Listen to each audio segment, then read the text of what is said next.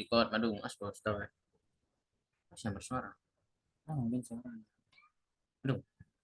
Assalamualaikum warahmatullahi wabarakatuh. Di sini saya akan menjelaskan ragam bahasa dan komunikasi lisan dan tulisan. Ragam bahasa. Ragam bahasa adalah variasi bahasa menurut pemakaian yang berbeda-beda menurut topik yang dibicarakan, menurut hubungan pembicara, kawan bicara, orang yang dibicarakan.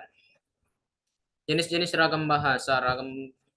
Yang pertama yaitu ragam dialek. Ragam dialek atau daerah adalah variasi bahasa yang dipakai oleh kelompok bangsawan di tempat tertentu. Dalam istilah lama disebut dengan logat. Yang kedua yaitu ragam terpelajar. Bahasa Indonesia yang digunakan oleh kelompok penutur berpendidikan tampak jelas perbedaannya dengan yang digunakan oleh kelompok penutur yang tidak berpendidikan, terutama dalam pelafalan kata yang berasal dari halieusa asing. Yang ketiga yaitu ragam resmi. Ragam resmi adalah bahasa yang digunakan dalam situasi resmi seperti pertemuan-pertemuan, peraturan-peraturan, dan perundang-undangan. Ragam tidak resmi. Ragam tidak resmi adalah ragam bahasa yang digunakan dalam situasi tidak resmi seperti dalam pergaulan atau percakapan pribadi. Selanjutnya yaitu komunikasi lisan. Komunikasi lisan yaitu suatu proses di mana seseorang pembicara berinteraksi secara lisan terhadap komunikan untuk mempengaruhi tingkah laku penerima. Komunikasi ini dapat dilakukan dalam bentuk percakapan interpersonal, secara tatap muka, melalui telepon, radio, dan lain sebagainya.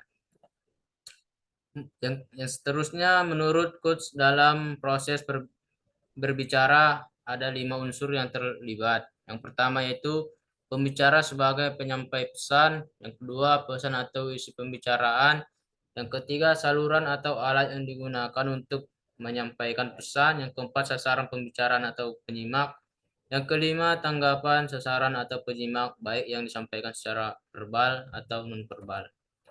Dan seterusnya yaitu komunikasi tulisan. Komunikasi tulisan adalah membaca dan menulis. Kedua ragam komunikasi tertulis ini tidak dapat dipisahkan satu sama lain, saling terkait erat. Seseorang membaca disebut pembaca. Suatu teks menerima dan memahami pesan tertulis. Karena ada yang menulis, sebaliknya seorang menulis sebut penulis.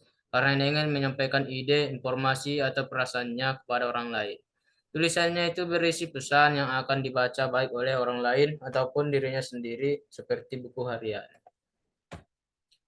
Seterusnya yaitu komunikasi tulisan. Komunikasi tertulis adalah penyampaian dan penerimaan pesan yang menggunakan tulisan sebagai sarananya. Adapun tulisan adalah suatu sistem komunikasi manusia yang menggunakan tanda-tanda yang dapat dilihat. Secara sederhana, tulisan adalah wakil atau gambaran dari komunikasi lisan yang dituangkan ke dalam tanda-tanda yang dapat dibaca atau dilihat dengan nyata. Sekian, terima kasih. Assalamualaikum warahmatullahi wabarakatuh.